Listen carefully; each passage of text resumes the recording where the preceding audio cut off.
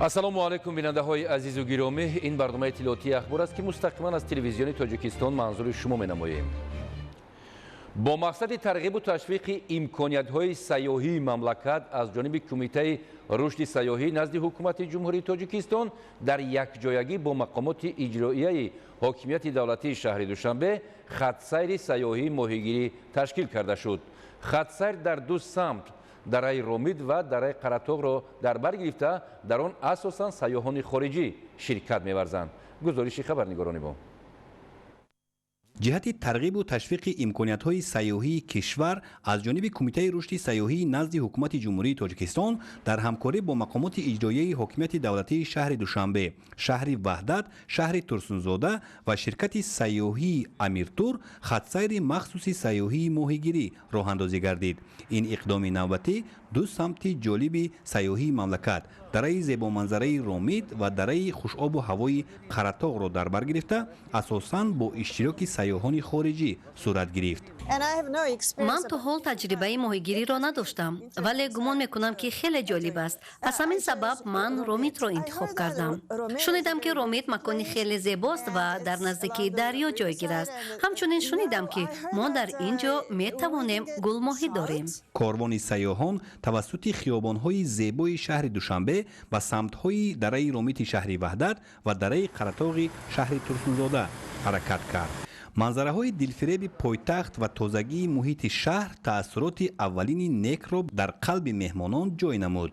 бо расидан ба дараи Ромид сайёҳон худро дар оғӯши табиати нотакрор эҳсос карданд. кӯҳҳои сар ба фалак кашида, ҷангалҳои сабз ва ҳавои мусаффо ҳар бинандаро мафтун месохт.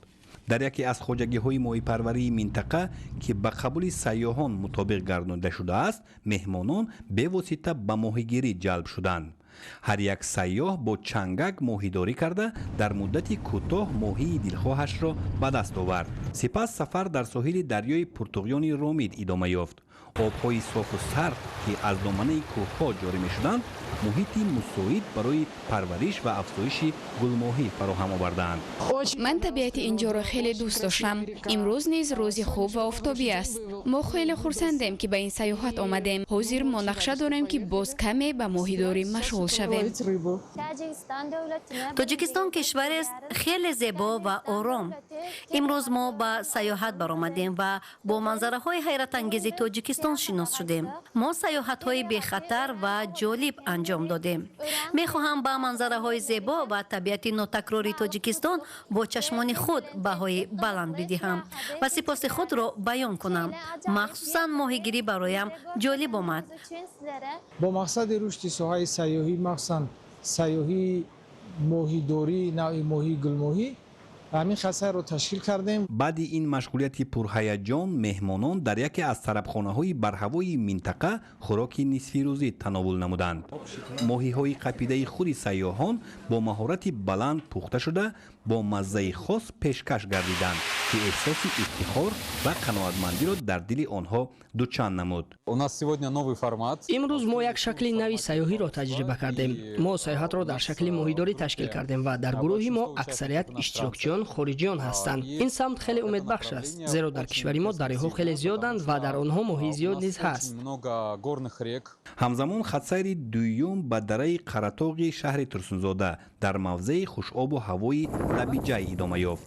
дар ин ҷо низ дар хоҷагии моҳипарварии Аҳмад Фарел барои қабули сайёҳон тамоми шароит муҳайё гардидааст. дар асл дар як рӯзи корӣ ба оғӯши табиат баромадан, танҳо бархоста каме моҳидорӣ кардан ин як лаззати бисёр ҳам олиҷаноб аст. барои ҳамин ман ба Кумитаи рушди сайёҳӣ ва ширкати Амиртур сипосгузорӣ баён мекунам, ки чунин сайёҳатро ташкил кардан як таҷрибаи хотирмон аст. ба ман писанд шуд. Супер, мы находимся в Каратаге. беҳтарин аст. мо ҳоло дар Қаратоғ қарор дорем. барои моҳидорӣ омадем. сайди хуб ҳам дорем. ҳамаш олӣ гузашта истодааст. ҳаво хеле хуб аст. ман бо дӯстонам барои ин сайёҳат бисёр миннатдорам. И в целом классно. сипас сайёҳон бо чангак дар соҳили дарёи пуртуғёни Қаратоғ аз оби равон моҳидорӣ карданд. баъдан моҳиҳои қапидаи онҳо аз ҷониби ошпазҳои маҳаллӣ пухта шуда дар меҳмонхонаи барҳавои хоҷагӣ пешкаш гардид. این تجربه برای مهمانان نه تنها استراحت بلکه شناسایی با امکانیت‌های اگرسیاحی تاجیکستان بود. من از ژاپن آمدم. اینجا خیلی زیبا است. با من اینجا بسیار معقول شد. طبیعت بسیار زیبا دارد. ما ماهی داشته ایستادیم و همچنین برف، کوههای بلند همش جالب است. من قبلا به اسکندرکل هم رفته بودم و فکر میکنم آنجا جای عجیب است، اما با من همین طوری ماهی داشتن معقول شد. در فرجام سیاحان با تأثیرات نیک، خاطره‌های گوارا و احساس قناعتمندی سفر را جنبش نمودند. امروز اگرسیاحی یا سیاحی ماهیگیری به یکی از سمت‌های مهم رشد ساحه سیاحی کشور تبدیل یافته، چون این خط‌سیرها می‌توانند در معرفی بیشتر تاجیکستان در عرصه بین‌المللی نقش کلیدی بازند.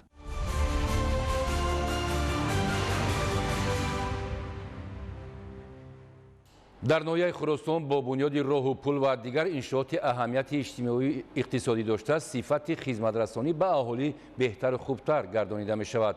گزارشی خبرنگاران ما در این خصوص. قبلا ساکنان جماعت دهات غلاآباد ناحیه خراسان چنین راهی مشکلگذار را طی نموده و به مرکزی ناحیه می رفتند. امروز باعث خوشنودی اهل دهات است که در دایره اقدام‌های بنیادکاری بخشیده به جشن 35 سالگی استقلال دولتی، این پل با سهم ساکنان و صاحبکاران و جمعیت دارای مسئولیت محدود آب شاهانه از نوسازی گردیده ایستاده است که روزهای نزدیک مورد استفاده قرار گرفته مشکلات باشندگان دهات برطرف خواهد شد. پل ساخته شونده با پهنایی 8 متر و درازی 44 متر بنیاد یافته 15 دهه جماعت دهات را به مرکزی ناحیه میپیوندد. ما ساکنان ناحیه خراسان امروز خیلی هم شدیم که پلی که در ناحیه ما تعمیر طلب بود، مردم احتیاج کلان داشتن، از بالای همین پل کودکا به مکتب میرفتن، مشکلی بود. حالا با سهم صاحبکاران این پل بنیاد شده ایستاده است. فخرآباد از دوردستترین جماعت دهات ناحیه خراسان به حساب رفته در روند سازندگی ها روز از روز سیمای معماری خویش را باز هم زیبا میگرداند. قامت افروختن انشاءات گوناگون معیشی و خدمترسانی، مرکزهای سودا، اینچنین بنیاد بناهای تعلیمی و سیمخانه‌های ایلوگی از تدبیرهای سازنده اهل دهات مذکور دانسته می شود. در 4 مؤسسه تعلیمی جماعت دهات فخرآباد از حساب اهالی محل کارانی محلی ساختمان سیمخانه ایلاگی به انجام رسانیده شده است. اینچنین پل های ماشینگذر، 5 عدد پل ماشینگذر، سردخانه با نگهداری 2000 تن محصولات کشاورزی، کارخانه کارکردی میوه خشککنی، گرمخانه برای پرورش لیمو و دیگر محصولات ها که همه این کارهای سازندگی آبادانی در عرفه 35 سالگی استقلال دولتی جمهوری تاجیکستان به انجام داده می شود. وابسته به اعلان شدن سال 2026 همچون سال وسعت دادن کارهای آبادانی و سازندگی و تقویت و تحکیم خودشناسی و خودآگاهی ملی در جماعت دهات مذکور، امروزها روند بنیادکاری ها با مرام ادامه دارد. جهت فراهم آوردن شرایط مساعد تعلیم و بهتر نمودن دانش محصلین، ساکنان دهات عزم گرفتند که با براه ماندن حشرهای دستجمعانه در بنیاد مؤسسه‌های نو تعلیمی و سیمخانه‌های ایلوگی همزمان برطرف نمودن مشکلات جای نشست خوانندگان حصه مناسب گذارند. همزمان در دایره اقدام‌های بنیادکاری، مسئولین خواجگی دهخانی اسدالله ناحیه خراسان در مساحت زیاده از 1 هکتار بنیاد گرمخانه موسمی را جهت پرورش لیمو به راه ماندند که تا امروز قسمت بیش کارهای ساختمانی انجام داده شده است. حالا کارها در این سمت وسعت تازه داشته در کوتاه‌ترین وقت بنیاد یافته و در آن پرورش میوه‌های تروپیکی و سوبتروپیکی به راه مانده می شود. شاهزاده سمندر موسی نور محمد، ناحیه خراسان، اخبار.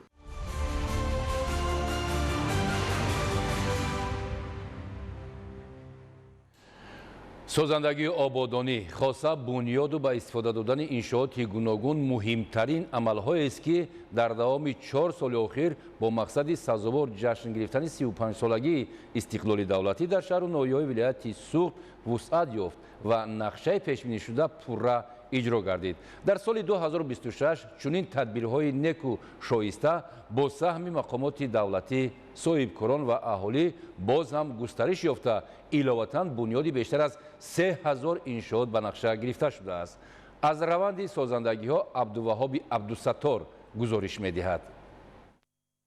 در دوام سالهای 2022-2025 در ولایت سوخت با سهم مقامات دولتی صاحبکاران و ساکنان 12729 انشاءات گوناگون بنیاد و نوسازی شده نقشه سازندگی و آبادانی به استقبال جشن 35 سالگی استقلال دولتی جمهوری تاجیکستان پیش از مهلت بر زیاد اجرا گردید.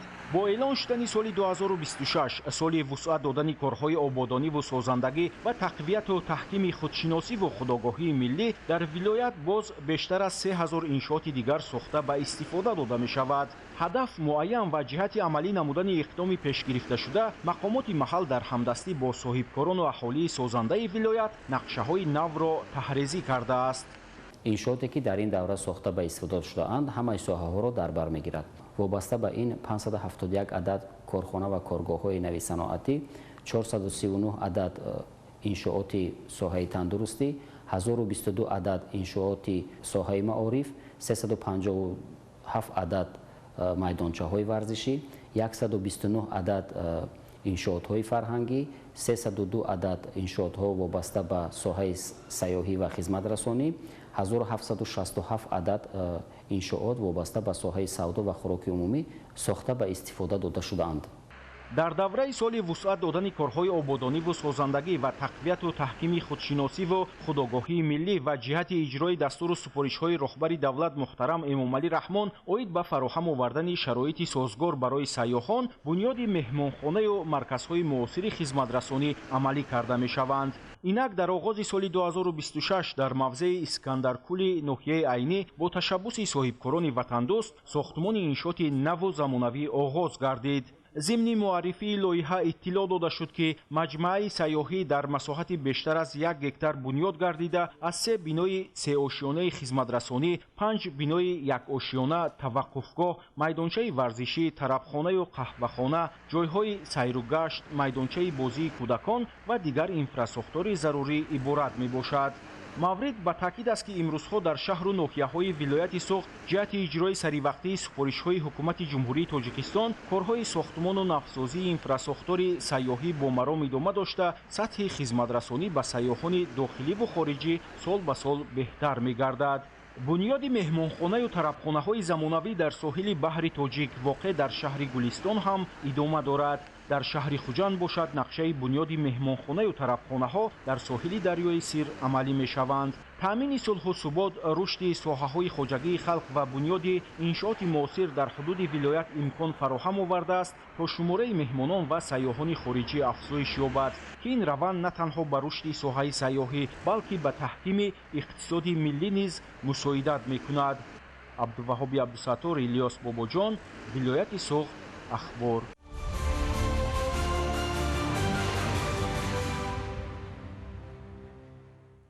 با مقصد اجرای نشاندادهای پیام پرزیدنت جمهوری تاجیکستان محترم امامعلی رحمان به مجلس عالی و در دایره تدبیرهای آبادانی به استقبال 35 سالگی استقلال دولتی در ناحیه نورآباد 203 انشاءات نو اجتماعی و خدمترسانی ساخته به استفاده داده شد. حالا در 51 انشاءات باقی مانده جشنی کارهای ساختمانی وسعت دارد.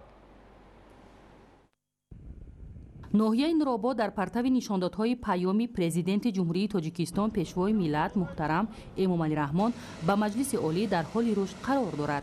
این است که در مرکز شهرک و دهات از حساب همه سرچشمه‌های مبلغ‌گذاری ده‌ها بیناهای خوش‌طرح و زمانوی و دیگر انفراساختور ضروری بنیاد شده ایستاده است.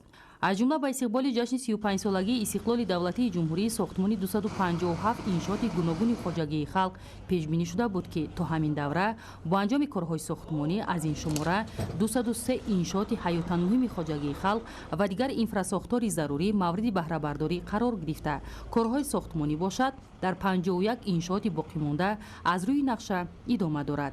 ساختمان بینای تعلیمی و خوابگاه برای کودکان یتیم و بی‌پرستار در پرتو غمخوری‌های بی‌نظیر پرزیدنت جمهوری تاجیکستان پیشوای ملت محترم امامعلی رحمان بنیاد شده ایستاده است. زیرا با کوچاندن یک قطار انشاءات حیاتاً مهم خواجگی خلق از منطقه زیر آب شونده نیروگاه برقی آبی راغون به شهرک دربند ضرورت ساختمان بینای نو پیش آمد.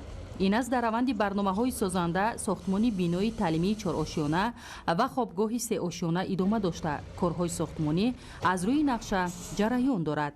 дар ин радиф сохтмони пули мошингузар аз болои дарёи Сурхоб, идомаи корҳои сохтмонӣ дар бинои коллеҷи техникӣ, кохи фарҳанг, меҳмонхона, беморхонаи хусусӣ, марказҳои тиҷоратӣ ва дигар иншооти ҳаётан муҳими хоҷагии халқ идома дорад.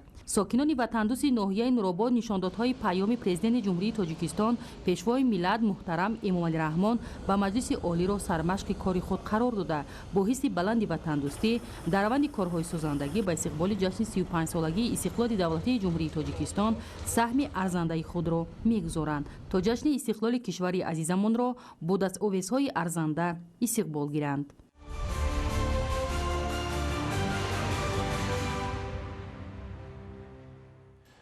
фаровонии маҳсулоти ғизоӣ яке аз ҳадафҳои муҳими иҷтимоӣ ва иқтисодии кишвар ба ҳисоб рафта, таъмини он ба рушди устувори ҷомеа ва некуаҳволии мардум замина мегузорад.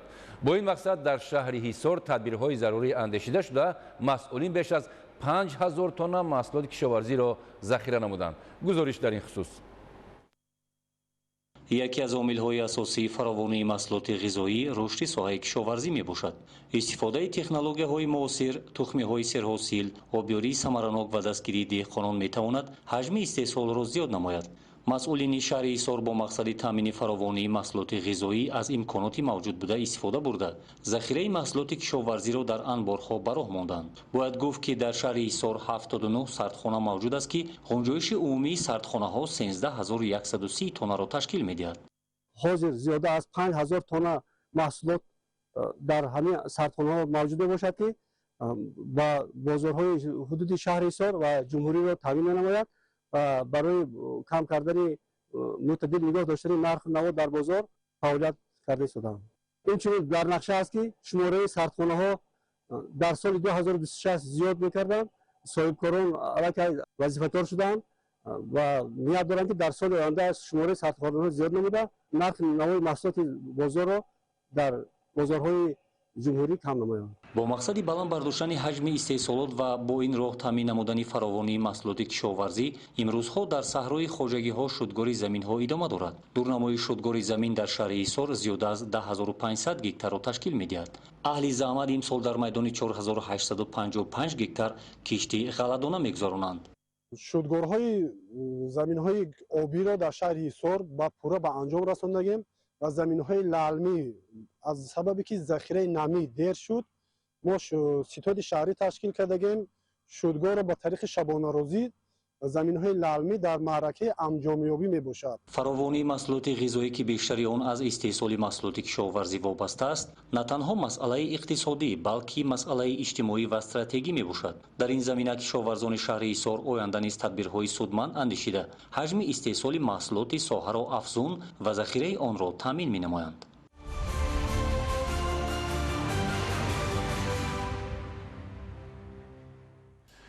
барои бунёди боғ ва кишти дигар зироат хоҷагидоронро мебояд пеш аз шинонидани ниҳол аввалан ташхиси амиқи хокро ба анҷом расонанд.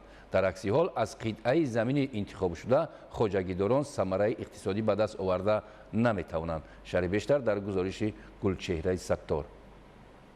дастовардҳои илмӣ дар амал нишон медиҳад ки санҷиши пурраи хок ҷузъи муҳими баландбардоштани маҳсулнокии зироат ва истеҳсоли бештари маҳсулоти кишоварзӣ ба ҳисоб меравад, зеро бо гузарондани таҳлили амиқи хок таркиб, хосиятҳои физикӣ ва кимиёвӣ, мавҷудияти моддаҳои ғизоӣ аз қабили нитроген, фосфор, калий ва дигар элементҳои барои инкишофи зироату растанӣ мувофиқ баъди ташхиси хок муайян карда мешавад. мутахассисони институти давлатии лоиҳакашии заминсозии тоҷик заминсоз беш аз 60 сол боз ба тадқиқоти калонмиқёс ва агрохимиявии хок машғул буда барои саривақт гузарондани таҳлили хок ба хоҷагидорон кӯмаки амалӣ мерасонанд. корҳои хокшиносӣ ва баҳои замин тибқи қонунҳои ҷумҳурии Тоҷикистон дар бораи баҳои замин, инчунин кодекси замини ҷумҳурии Тоҷикистон, қонуни ҷумҳурии Тоҷикистон дар бораи ҳифзи хок ва дигар санадҳои меъёрие ки ҷумҳурии Тоҷикистон эътироф кардааст амалӣ карда мешавад. дар 32 шаҳр ноҳияи ҷумҳурии Тоҷикистон корҳои тадқиқоти калонмиқёси хок و شوری خاک گذرانده شده است. یکی از راه‌های اساسی نظارت و پیشگیری نمودن تنزل زمین‌های کورم، چراگاه و جنگلزار، این آموختن حالت واقعی خاک این گروه زمین‌ها و ترکیب اگروشیمیایی و معاین نمودن فسفر، کالی و گوموس در ترکیب خاک است. آزمایش خاک همچنین برای معاین کردن ترشی خاک، شورناکی و ساختار خاک کمک می‌رساند. در سنجشگاه ما زیاده از 20 نمود تشخیص در ترکیب خاک گذرانده میشد.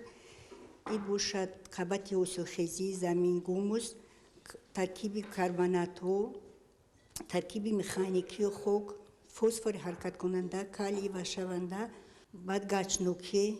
هر روز هر یک متخصص در 100 نمونه خاک تشخیص میگذراند.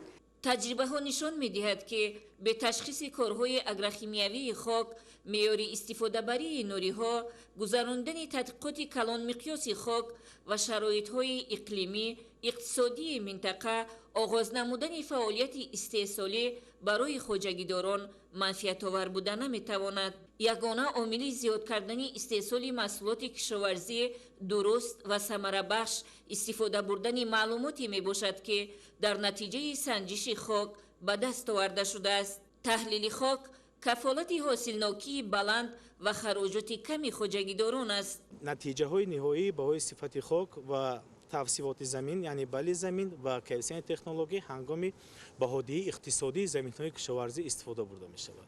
با مقصد بلند برداشتن نشاندادهای استحصالی، حفظ نمودن ترکیب خاک، زیاد نمودن حاصلناکی زراعت و فایده بیشتر، خواجگیداران را میباید پیش از کشت و کار در زمین سر اول شوری خاک، سنگ و گچنوکی، آزوت، فسفر، کالی، ترکیب مکانیکی، توانایی و دیگر خصوصیت‌های خاک را سنجیده، بعداً موافق توصیه متخصصان ساحه به زمین مقداری لازمی نوری‌ها را تأمین نمایند، وگرنه خراجات نسبت درآمد زیاد و منفعت اقتصادی کمتر می‌گردد.